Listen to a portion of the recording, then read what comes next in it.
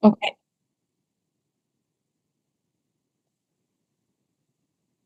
大家晚上、早上、下午好，欢迎大家来到 Femtech Weekend 的直播间。我是 Femtech Weekend 的创始人朱一涵。Femtech Weekend 是中国内地第一场聚焦女性健康科技 Femtech 的创新比赛。我们旨在构建 Femtech 生态圈，用科技和创新来塑造女性健康的未来。今天我们的圆桌主题是发现与探索全球 Femtech 生态与市场。那可能有小伙伴会问，为什么我们需要去了解全球的一个生态系统？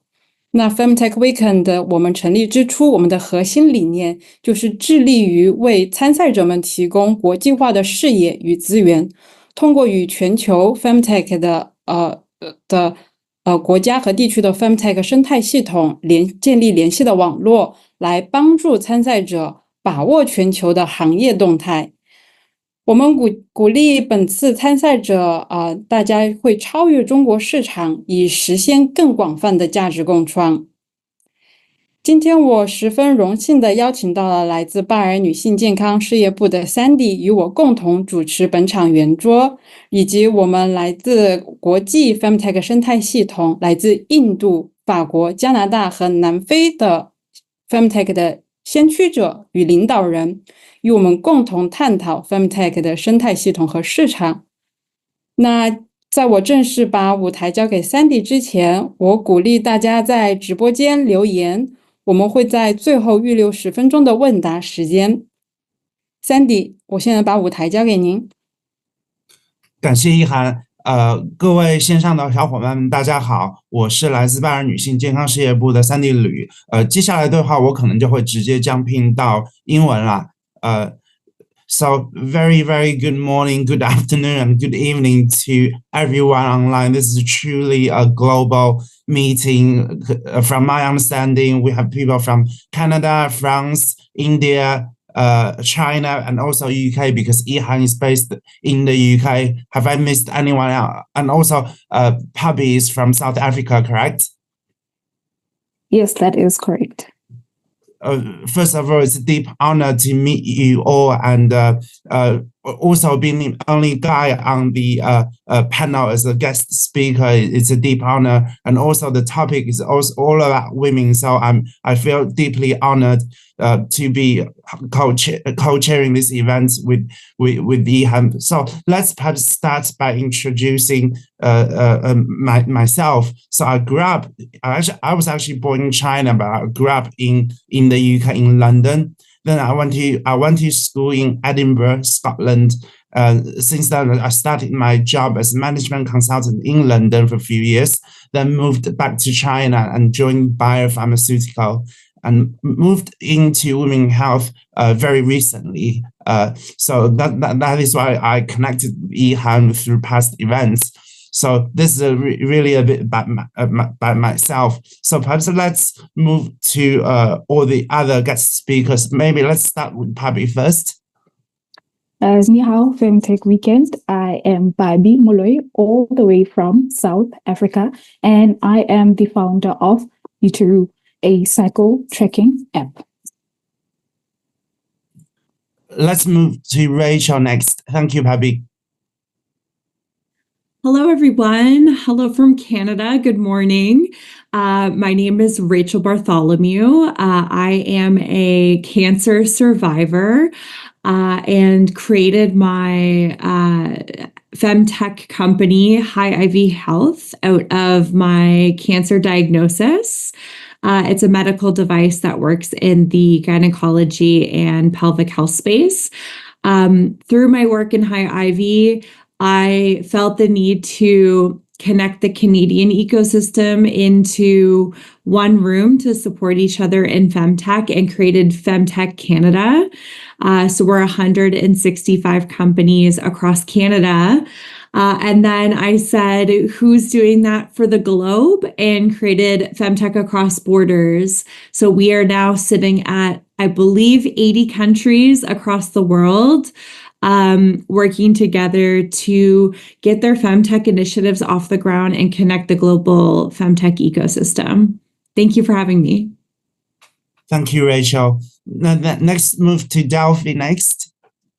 Hello, hi everyone. So I'm Delphine Moulu. I'm the co-founder and the managing director of Femtech France. Femtech France is a non-profit that we created 2 years ago. Our goal is to accelerate women's health innovation in France. So we do that by supporting the startups, members of our collective. There are 80 as of today. Also, we foster the ecosystem, and we also want to work on investment to help our startups attract more investments. I'm very happy to be here on such a good company today. Thanks a lot, Zu, for the invitation, and I'm looking forward to this discussion today. Thank you. And lastly, let's move to Nav. Hi, everyone. Good evening from India. I'm a founder of Femtech India. We are India's leading platform working towards women's health sector, bringing together companies, founder, investors. We started in 2022. Of course, very passionate about the space. Growing up in India, I had, because of the country being a lot of culture stigma, so I had my own challenges, and we just wanted to kind of support the companies, build the ecosystem. And I saw there was a lot of global movement in India as it's growing, evolving in terms of so many ways in startup ecosystem, and we thought women health should also get potentially spotlight. And I'm very proud to be building this space with global leaders. And as you know, all of us are working towards one common goal to make women's health better everywhere. So I'm really excited to be, contribute our insights and talk about what are the opportunities, gaps, and how women's health is evolving in India. Thank you. Thank you, everyone. So perhaps let's move on to the next topic. Everyone's talking about Femtech, and Femtech is such a hot topic across the globe, but it's only started to grow the awareness in China right now. For each one of you, what is considered as a Femtech in your country? Perhaps let's go to Delphine for this question first. Sure, that's a good question. So for us, the definition that we give of Femtech is all the innovations that improve women's health. That's the definition that we give. And in innovation, we don't mean only tech. It can be very innovative, but being low tech. I'm thinking of period underwear, for example. This is a brilliant idea. There's no tech behind. And also, when we talk about women's health, first we think about gynecologic health, reproductive health, but it's way larger than that. And what we include in France in our Femtech definition are all the non-gender diseases affecting women differently or disproportionately. I'm thinking cardiovascular disease or depression, for example.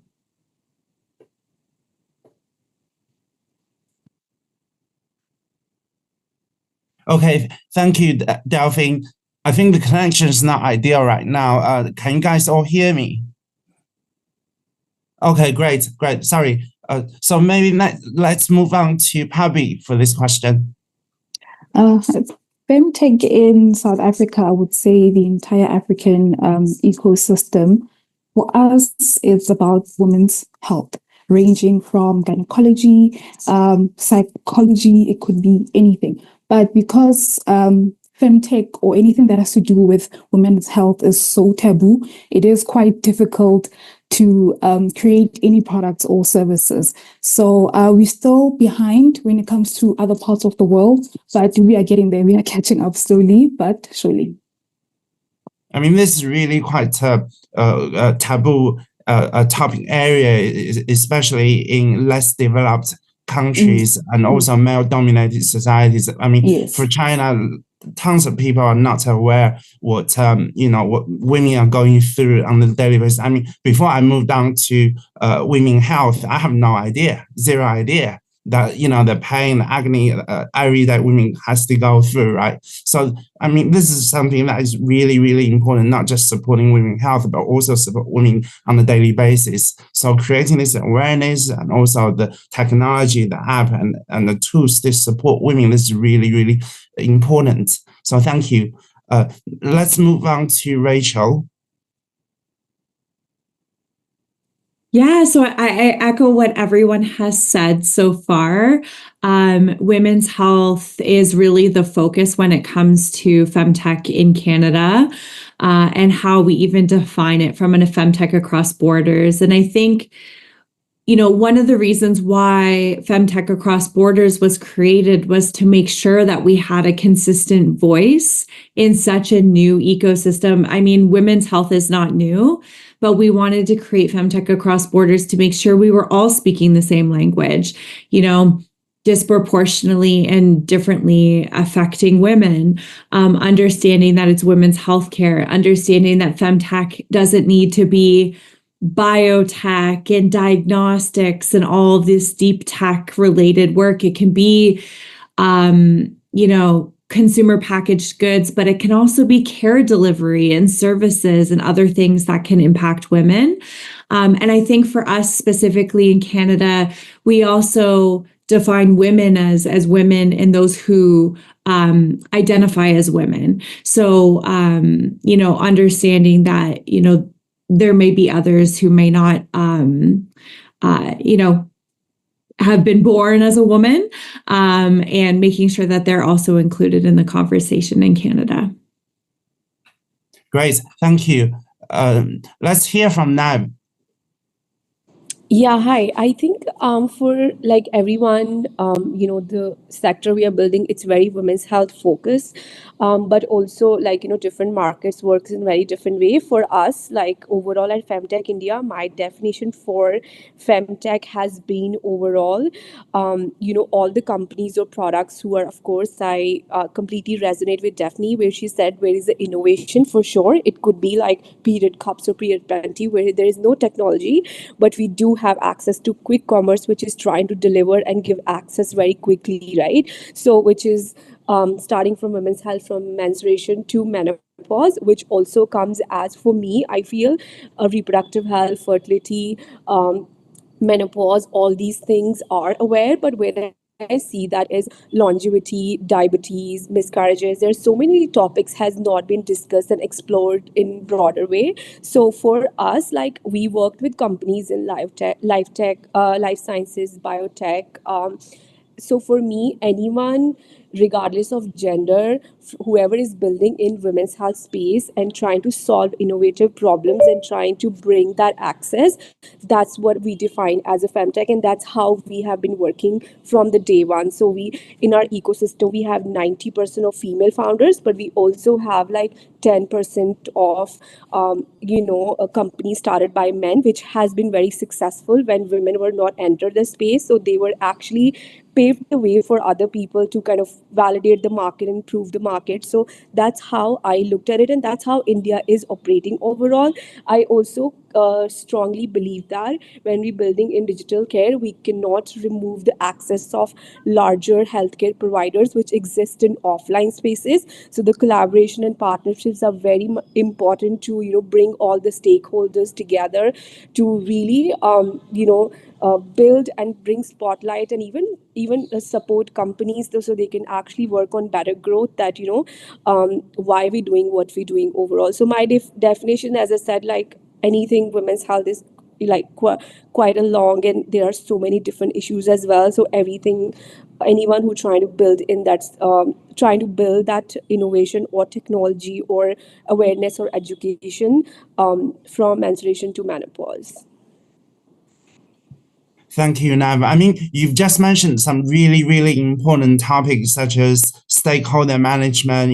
It's not just about having one startup founder, working tirelessly to fund and finance his app or whatever he's working on to become a successful company and, push out to the market. But it's also about, working collaboratively with all the other stakeholders from all the other, pharmaceutical, governments, consumers, a variety of people. So it's really about ecosystem building. I mean, would you talk about the difficulties and challenges that you see perhaps in India? What are the main obstacles in making an ecosystem sustainable?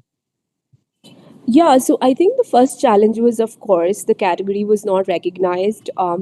India is the third largest ecosystem in the world when we talk about overall startup and funding. A lot of money has come into the sector, but femtech was, of course, because of culture taboos and stigmas, and we are very culturally diverse society. So when we talk about India, we are talking about culture, community, and people, and every state in India feels like different country, right? So there are like a lot of, so it's like deeper understanding of different languages, different culture, different people. So it's completely different. And yes, coming back to your question, that a category was not recognized at all. So for my first year struggle was to really telling people, like, everyone's like, what's femtech? They were just like, is it fintech? What is this new category? So, and I also felt like it was kind of fancied it that way, like some people just started because it sounded cool, or it was such a global movement and all that. And I feel like, of course, it's built by a lot of passion. All the founders of who building in the space, they are really passionate, and they want to bring the change. So again, if I look at overall structure in India, as I said, there's a huge demographic power. Everyone has access to internet, government, all the policies. We have a better reproductive health than even in the United States, right? So all the policies works in empowering women. So still 70% of people in India depend on offline healthcare model, because preventive care was not really prioritized before. As I said, we are also very cultural people. So for example, if I have to go to gynecologist, my mother will take me. It's not like I could just have open conversation with my gynecologist. If pregnancy is planned, whole family gets together. We have rituals. We celebrate when there are some states, they celebrate when women are menstruating. When women get pregnant after marriage, we host a whole ceremony to celebrate that. So there are a lot of elements to it, and this always referred by like family doctors, or like of course digital is very new. But what I've also seen that is now, 5-10 years back, many women were not into workforce, and now more women are getting into workforce. They want to get back to career, so they are prioritizing better tools, better access, and which technology is giving us. So that has definitely created demand. But I also feel, as I mentioned before, we cannot ignore and say we can completely scale femtech just on digital care. It can be only driven by partnerships with hospitals and clinics. As I said, we have huge database of IVF hospitals, Absolutely. clinics, and all. So those partnerships are very important for founders to prove and validate the market. And eventually, I've seen the companies who have got funding like 10-15 million, they slowly move into offline clinic model. So which is, again, you do have access to online consultation, but of course a women's health doctor do need to examine you. They do need to do scan and other things, right? And that can only happen when you physically go there. So of course, like, there are gaps and there are opportunities, but of course, as I said, there's a population, huge population. There are a lot of problems as well. Like, we are the world leading country in cancer. Diabetes is one of the main problems here. PCOS is one of the major concern for Indian women. Fertility is declining. That's why IVF, a lot of private equity funding has coming into the sector. So we're seeing there are problems, but there's also opportunity to build that. If someone has a right model as per defined for Indian consumers. So I think right now is just that, it's just getting validated. People just don't get shocked like, oh, what is femtech? Like, they know what femtech category is overall. Thank you, Nav. That's very insightful view to what is the ecosystem like in India. Perhaps let's move to Pabi for South Africa. Pabi. South Africa, I would say we are still finding our feet. I mean, femtech is growing in Africa, so not everyone sees the immediate value that it would bring. So pitching to investors or partners means explaining why women's health deserves the same attention as any other tech sector. So we do have a couple of startups in South Africa. At top of my head, in femtech, I can think of maybe 3, which is not a lot, and they're only focusing on cycle tracking or pregnancy. And there's a plethora of health concerns that we need to address. So yeah, it's not It's not the best, but as Uteroo, we're pushing and trying to pave the way for other founders out there. Thank you. Let's now move to Rachel for Canada. Yeah, so Canada we call ourselves the younger sister or younger brother of the United States. So we often live in the shadows of our crazy neighbors. And so, I think when it came to Canada, we are a little bit more earlier stage than the US.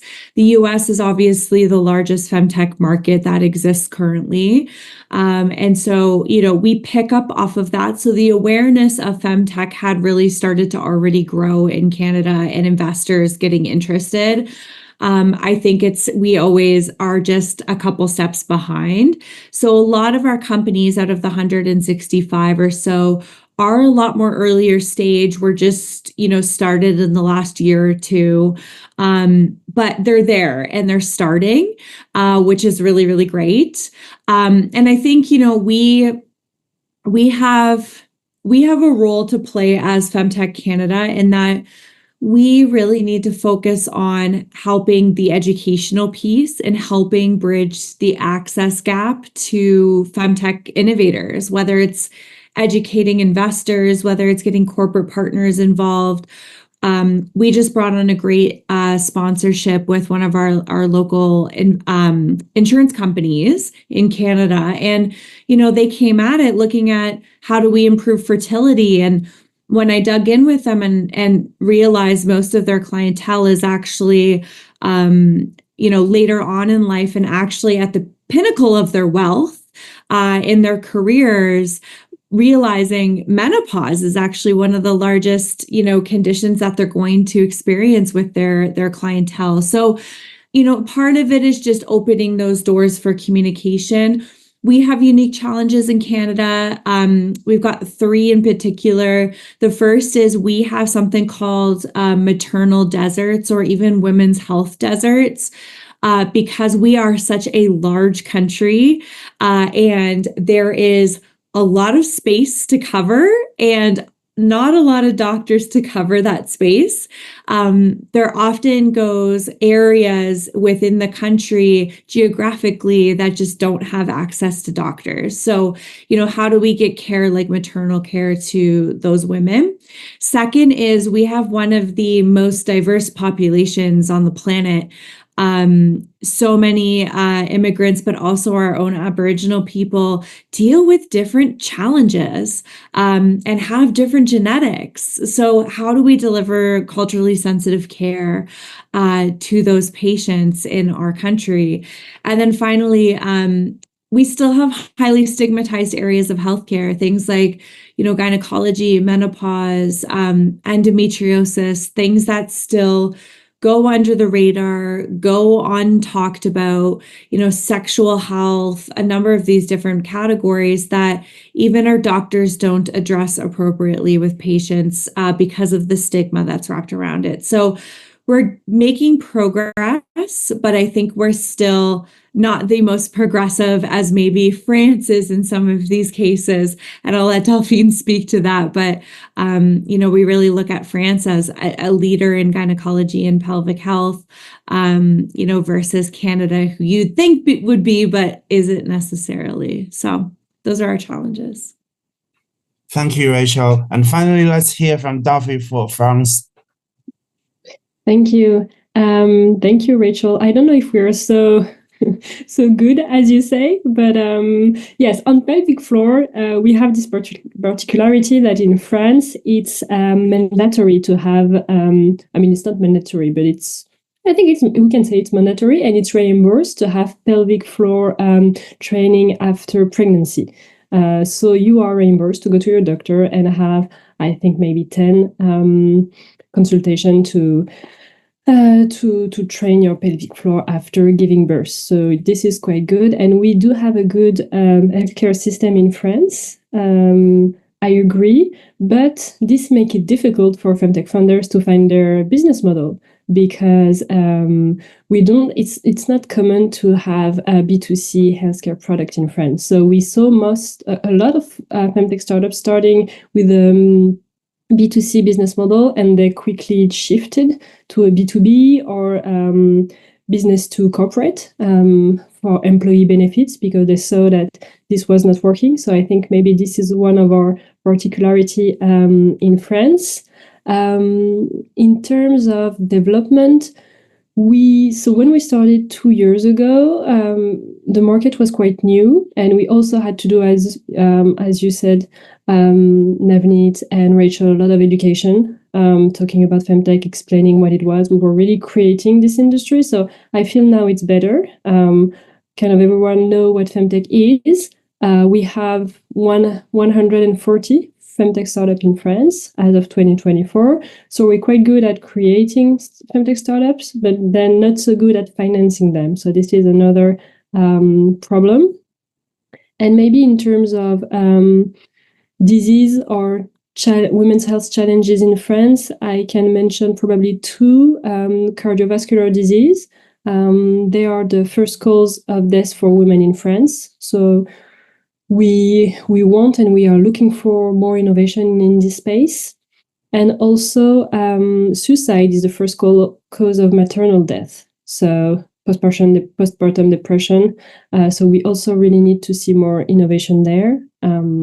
And endometriosis, on the opposite, is something that we have seen a lot of startups in France, probably because our president Emmanuel Macron launched national strategy to fight endometriosis 2 years ago. So we had TV campaigns. So now everyone, even my uncle François, know what endometriosis is, for example. So a lot of education on this, which is good. In terms of innovation, though, we haven't seen drugs at the moment. We see diagnostic trying to emerge, but mostly what we see in France are apps helping women navigating their symptoms. Thank you, Delphine. I mean, this is really quite common that everybody spoke about, the need of having to explain what Femtech is to not just, consumers, but also investors, and also really getting people to understand the importance of what it is and what it will represent. And the issue behind it is really the ton of the work that, people within the Femtech industry have to face. I mean, this is a daily challenge that we have in China. It's very similar. I find this is perhaps a global issue. Perhaps let's move on to talking about, how important in that sense is collaboration, collaboration not in the sense with business, with other partners, but also collaboration with perhaps other founders. I mean, how important is it for a Femtech startup founder in terms of collaboration? I can jump in here. It's super important. And I think, one of the things that we often think about and we learn in business school, or we, go through as good business practice, is that you've got competition and it's all about beating out the competition, and it's all about one-upping and making sure that you're the first to market, or, you're the first person to capture market share. And what I find so interesting in the Femtech world is there's only about 1,800 startups, give or take, in this space globally. And just for scale, when it comes to fintech, so financial technology, there's about 20,000 companies in the US alone. So just for scale, 1,800 versus 20,000. So, and Femtech really targets half of the world's population. 1,800 companies cannot solve half of the world's population's healthcare issues. Like, it's just not possible. So the more that people get involved in this space, there's so much opportunity to capture market share, but most importantly, coming down to that collaboration, this is something that I see so often.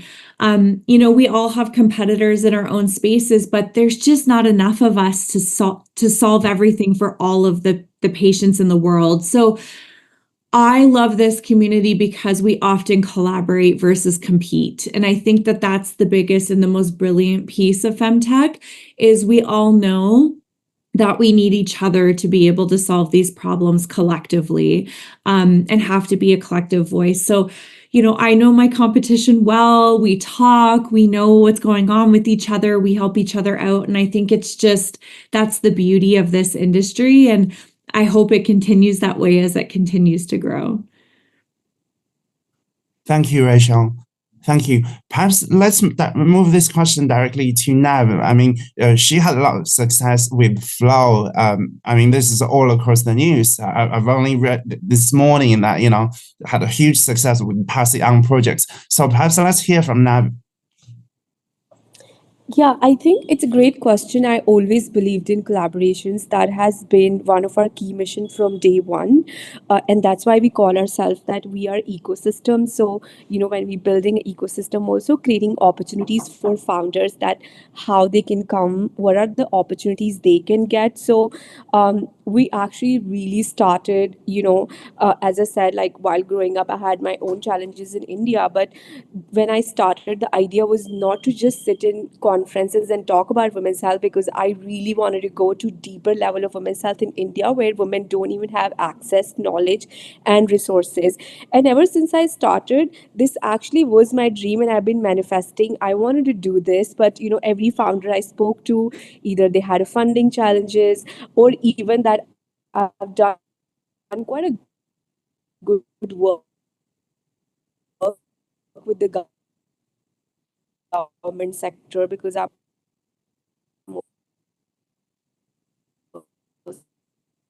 also advised on Ministry of Health, so follow their rules, right? So as was one of the biggest piece that I think, as I said, that's how I've been doing, working with founders, collectively working. We actually started first ever egg freezing conversations in India. I was the first one to make a post. I think after that, almost 10 investors reached out to me, and that just gave me confidence that, hey, the ecosystem, the venture capital funds, they actually want to invest in female health because they're seeing there's a constant dialogue. We are bringing conversations at the forefront. So I think I've really worked on what are the gaps in marketing. The gap was the category was not recognized, and we were like, how can we make this buzz around? And that was really important, that we just wanted to create that buzz. Hey, this is what's happening, this trending, this is how women want. And that also gave me confidence that this category can be scaled. And of course, like now coming back to the flow, I think one was that, and second was a research part. I'm really data driven person. You can have a so much passion about building something, but if you don't have right points or research, you won't be able to scale and really understand how markets are evolving. So we started to build our first ever thesis. It was a lot of work, that literally working from the ground up, understanding, talking to women and all that. And while I was putting this on my LinkedIn, many people reach out to me. I was just like, I wanted to show what India can offer. These are the gaps. This is how founders, companies can build better solutions. And I think that time only, I've connected with Flow. I've been talking almost 1 year because the team really liked our work. I've been using, almost like all my life here. All the people I know here, they use it because the product is really good.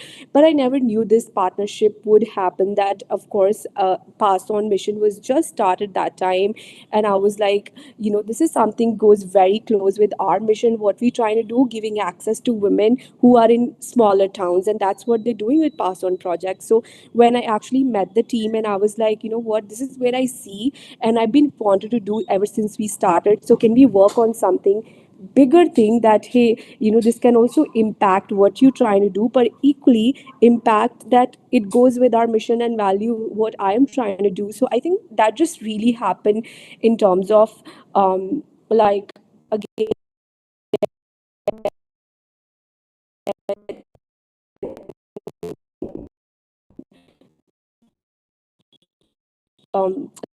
like the partnership just started like that. And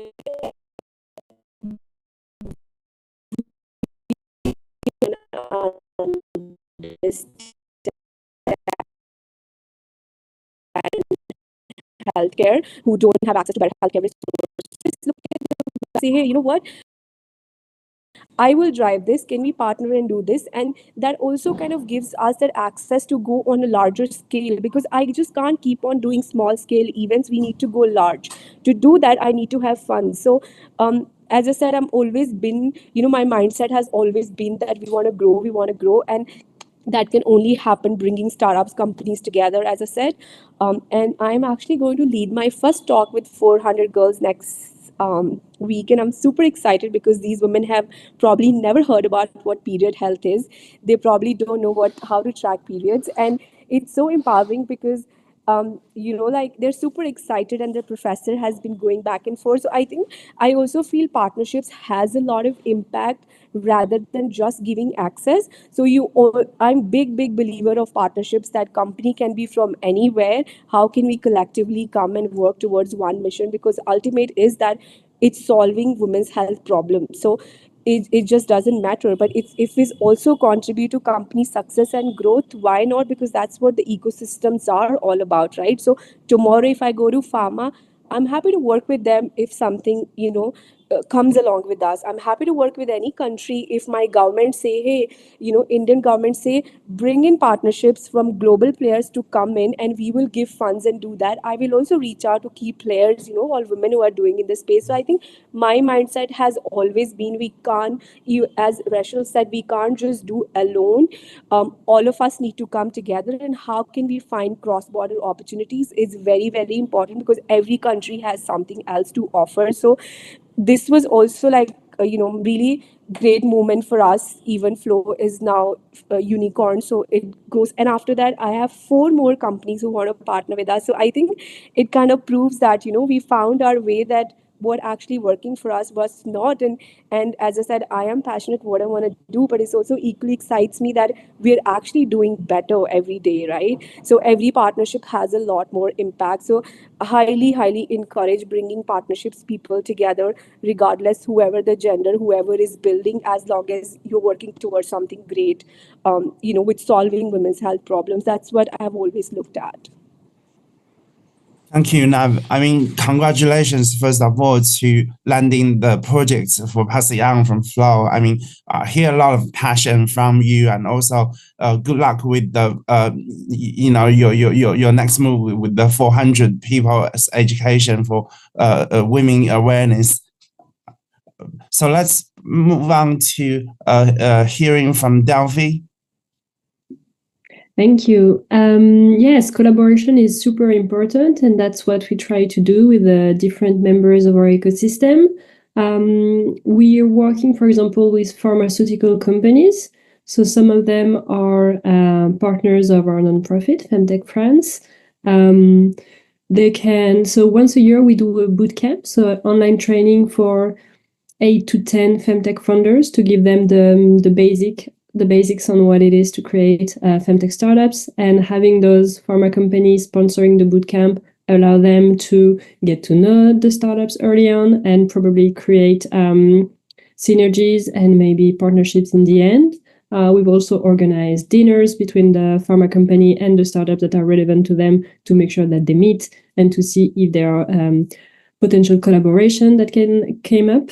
And also, Navneet was talking about offline healthcare, and this is also super important for us.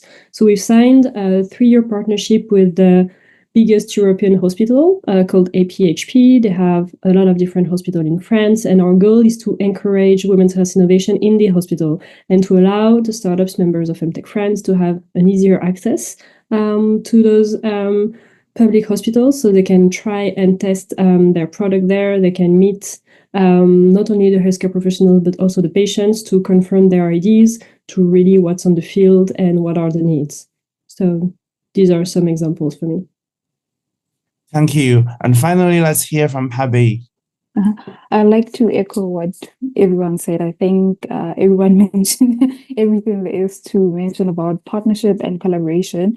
And it is important because we all have one goal at the end. It's to empower women, to break taboos, and to educate women about their body and health. So that's why it's very, very important. Thank you. And now I'll pass on the chair to Yihan back. Thank you, Sandy, and thank you for every panel. And totally agree. If you want to go fast, go alone. But if you want to go further, you need to go together. I was sitting here like, yes. So Femtech. Now let's maybe dive a little bit onto the tech element now. I feel now if you go to any kind of innovation space, it's impossible to not talk about AI.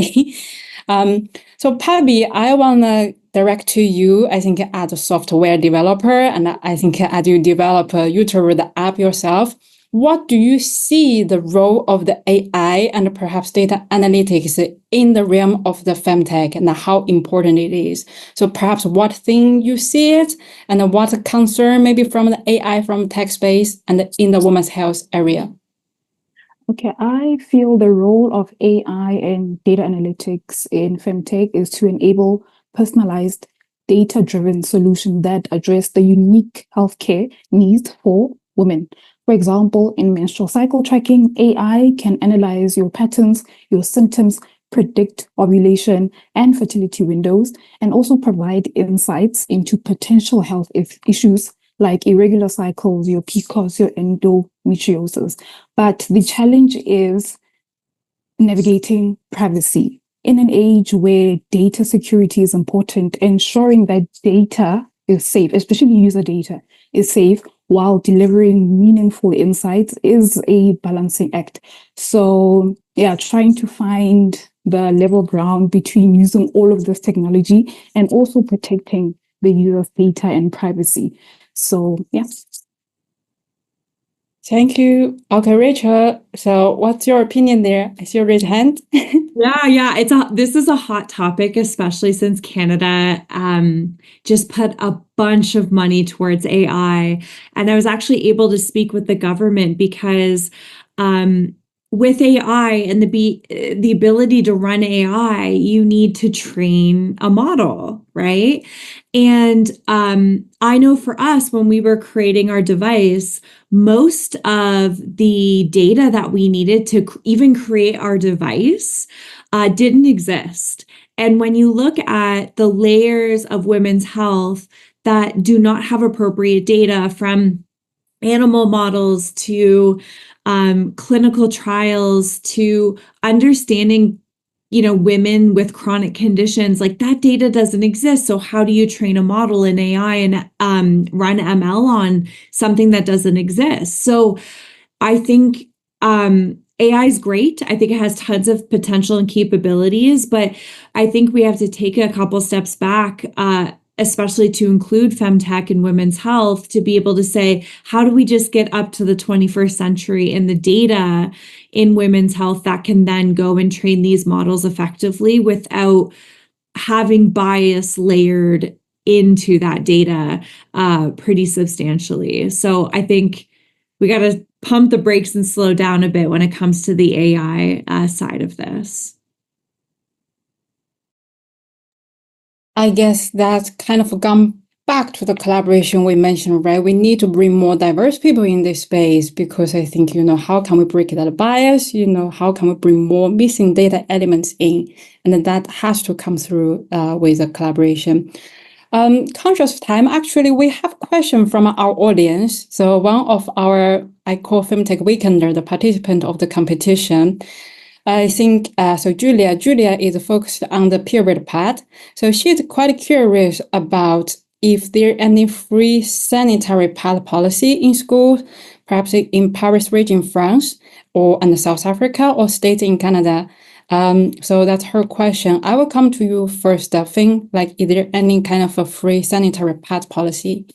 That's a great question. There are some, but it's not national. It's more depending on one city or one region. but we wish that we could have more. Also, some companies. Well, yes, no, I would say it depends. Sometimes this one city who decide to do that for the city, and so you have free dispensers in different streets. Sometimes it is schools or university, and you have dispensers at schools. And sometimes it's also companies doing that for their employees. But I really wish that we could have it globally in all the country. Amazing. How about Canada, Rachel? I mean, there are so many states in Canada as well. It's a big country. Yeah. So we actually just announced in our labor code that any federally regulated employers have to have free period products, and that most period products are now available at no cost to employees that are covered by the government. So this is a recent addition, but it has allowed us to now every single washroom you walk into has some sort of access to products, which is really amazing. Amazing. How about South Africa, Pabi? Unfortunately, we don't have that policy for individuals. It's only some policies that do cover some schools, and these are public schools. So if it's private, the government does not subsidize that, unfortunately. But we do have private companies that donate to other charities, organizations, and schools. Like the school that my mom is an educator at, they had companies come and deliver some sanitary products, and the children that are in need did get some of the hampers. So I think we do need that policy of having free sanitary pads available, especially for school kids. 100%. Thank you for sharing that. And I hope, Julia, it's answered your question. So for the audience here, feel free to ask any question. I feel now because we are running the competition, I mean, our Femtech Weekender, they will be future entrepreneur in the Femtech space. And I think, Rachel, you are the Femtech founder, and you recently raised 2 million Canadian dollar. Congratulations for that. And I think, Pabi, you started the entrepreneurship very early on in 2021 and even featured on the Forbes. So perhaps I think I will start with Rachel. What is the fun and the challenge as a Femtech founder, and what kind of lesson learned you would like to share with our audience? And some insights. Oh my goodness. I don't know how long we have. I can go on for hours. I think, I don't know if it's unique to Femtech, but, there's ups and downs, there's negatives and positives that come along with starting your own company. You have really good days, you have really bad days, you learn to hear no so much, but also your wins become so big. And they're so celebrated. And so I think for me, I've learned so much through this process. This is my second company. And it's my first ever, I do not come from a medical background. So I think one of my biggest points is you do not have to come from a medical background to create a medical product. We have a full, medical device that is regulated. I've never manufactured a physical product in my life, let alone one that does therapy and sensor elements. And learning how to get to this point has been such a whirlwind, but I've learned so much. I've learned so much about my own body as just someone who is a listener in women's health. And I think that has been such a huge piece. Raising money is always interesting and a challenge. But I think the ultimate thing that has been so fun for me is really connecting with patients and learning about their stories and learning about, what has happened to them and how motivated they are to find solutions. And that's what keeps me going every single day is anytime I have a really bad day or I have a no from an investor, I turn back to my patients that we're helping, and they're the ones who keep me going. So that's just a couple points. How about you, Pabi? I think the fun part is seeing the impact that what we are building or providing has on people's lives. And hearing someone, for example, say, hey, I really like the design of your app. It's not pink and it doesn't have flowers. So whatever we build or provide has to be inclusive. And also building conversations around women's health, whereas in Africa, for example, it's taboo. So seeing someone open up to a topic that they previously felt ashamed of, like it brings a smile to my face and say, it's okay to talk about it. Nothing is wrong. You won't get into trouble. And also building the community. I mean, here we are at Femtech Weekend from all across the world. So yeah, and I think the challenge would be wearing many hats, especially in the beginning. I mean, I have to build the app, I have to promote the app, I have to do everything. But, you know, looking at what my end goal is, that keeps me going, that keeps me the drive, that I want to change a girl's life out there and make a positive impact. So, yes. Thank you for sharing that, both. I think in the femtech space, there always kind of the personal story and the passion behind, and that's a key to keep it going. I mean, no matter what, I mean, we are pushing the wall, but I think with that passion, you know, we can do it. I think maybe come to you, Delphine and Navneet. I think because both of you, you actually run a kind of that ecosystem and you help the startups. So Delphine, I'll come to you first regarding what kind of through your cohort of startup, and then what do you think, maybe some advice to our Femtech Weekender, how can they do better, maybe something think differently, or how to engage maybe the ecosystem platform? I think first they need to find a problem. I mean, there are a lot of femtech is super huge, as we said. It goes from puberty to menopause and beyond. So there are a lot of different topics. And then also in terms of product and services, it's very huge as well, from supplements to mobile apps, and then to deep tech. So I think first I would identify a problem. Really, what have you seen, either a personal experience or in your friends or in your family, and then test my ideas in the ecosystem around you and see if it really answers a need. And then find a business model very early on. This is super important. You're building a company, so you need to make sure that you can make money. Also, very early on, identify how you are going to finance this company.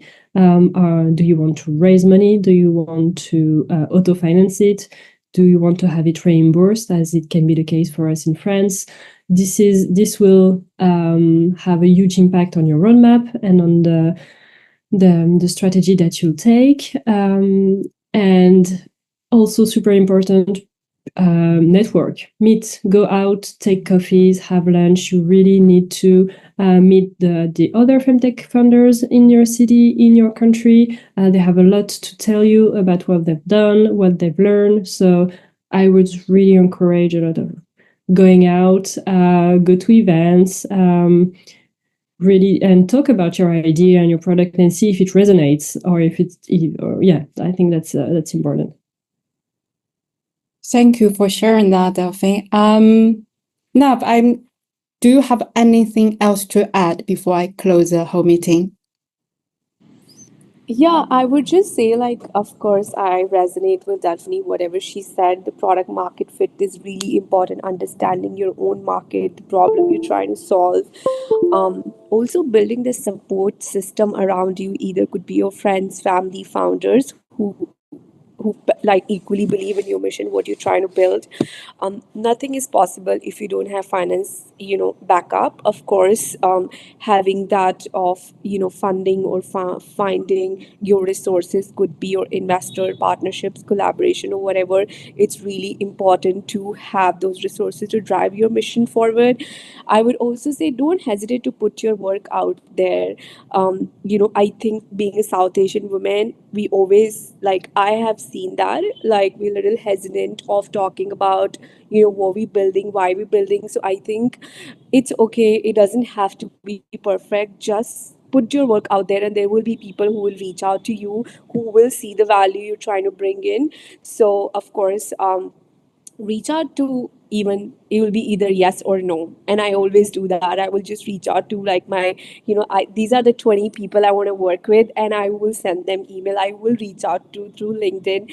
And if they respond yes, if they don't respond, it's okay. At least I tried, and I move on to my another 20 list. So I think this has always been really worked for me. So if you don't ask, you will never get. So please go out there, ask your investors, your collaborator, your partners, your ecosystems, your friends, family, whoever you feel it, because you need that motivation to drive that. Because industry is new, it's growing. Sometimes it does get exhausting because you're like, you're just doing so much and getting too little. But it's all about staying patient throughout the process, and that can only motivate you when you are with right set of people. And I think that's really important as well, because nobody really talks about founders mental health. And I think I kind of had those crises when I just started. So I kind of figured it out for myself, what really works, what not. So I think figure out that, what's your North Star, and really focus on that.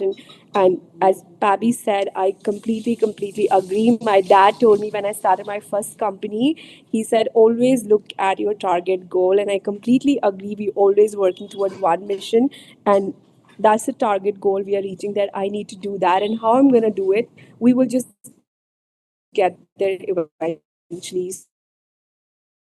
So I think this is the right time to again build in this space. Having a right business model is really important, not to drain your process yourself and throughout the process, right?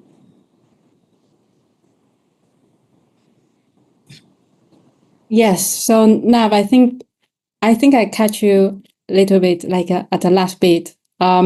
Thank you very much for all the panel here. I know we're across different time zones, so really appreciate your time here. And I hope now our audience， 谢谢在座的小伙伴们，我希望这一场圆桌会议对大家有所帮助。Femtech 是一片蓝海的市场，然后有许多的细分领域值得我们去探索。然后今天我们讨论，也希望能够给大家一些 inspiration。那我们在明天以及下一个周末期待与大家相遇，然后用科技与创新来塑造女性健康的未来。谢谢大家 ，and thank you for all the panel. I will close the call now here. Bye. Thank you. Bye. Thanks. Bye. Thank you so much. Thanks.